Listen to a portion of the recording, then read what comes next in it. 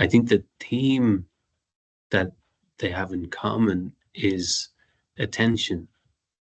Like if you're aware that there's maybe something you need to learn about how all this stuff is going on, then that's a starting point.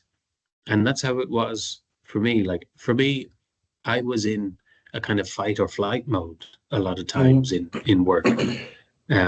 Like I'd be in a room like the ones I was describing, and I'd be literally tense, and it's just a work conversation. There's no reason to be physically, Yeah. reacting to the stress of the situation. You're going to walk out perfectly safe. Nobody's going to fire you. There's no reason to be that sort of fight or flight, but it's just an accumulation over time. And I think it comes from inattention to that self-management. You can get into that state over time.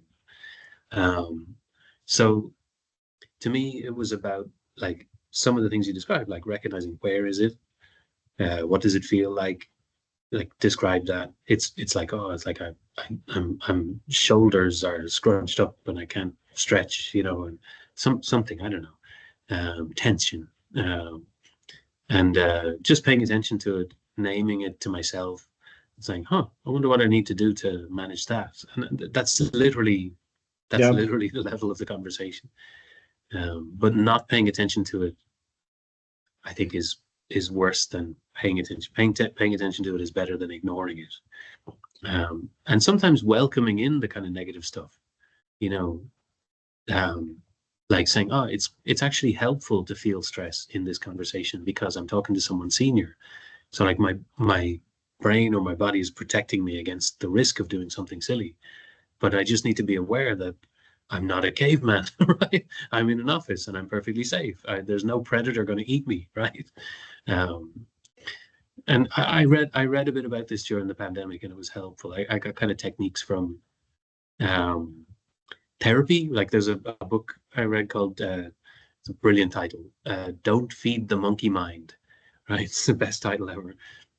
But it's that idea that if you're in that kind of fight or flight mode for whatever reason, maybe it's because I don't know, maybe you had a car accident when you were a kid, and you're feeling under threat the whole time. You can gradually get out of that mode. You can, and you just need to pay attention to it and take steps to manage it, which Yeah. I find really interesting.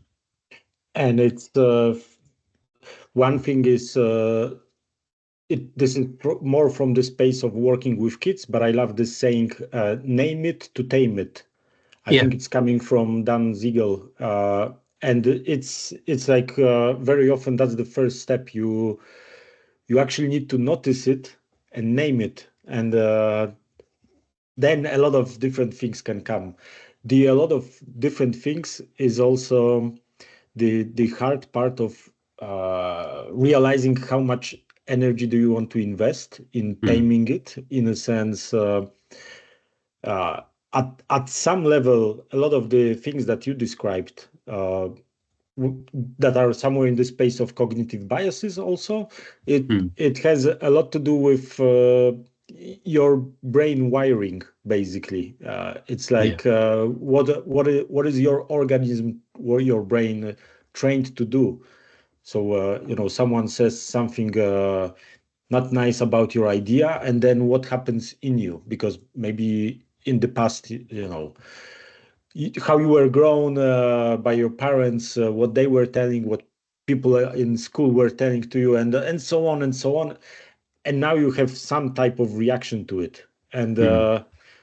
one thing is that it's good to be aware of that and try to work with that. But then how far can you work with that, or how much energy do you want to put into working with that? It's a different subject, because, for some people it will be a lot easier in a sense. Yeah, they will hear some concepts, they will try a few things, and it will just fly. For some people, it will be like, 2 years of therapy to Mm. figure something out and maybe improve it by 5%, which is, Yeah. yeah. I think what was interesting, and I think you're right, but I think what was interesting for me when I got the feedback was exactly like what you were saying, how I reacted to that feedback. like, yeah, you're not really engaging in the emotional side of the problem. I was like, what? Yes, I am. You know, to me, that was like, of course I am. I'm great at talking about emotions, but it was more nuanced than that. It was like, yeah, you're good at talking about emotions when it's other people's, right? And when they're volunteering the conversation and you're just participating. But when you have to find the words yourself and bring them forward, you can't do it. And that was difficult to hear, you know. I mean, I didn't believe it at first. I was like, of course I can. I'm good at that stuff, right? So yeah, it's sometimes it's the stuff that's outside of our awareness that, you know, that's why name it to tame it is a real thing, I think, you know.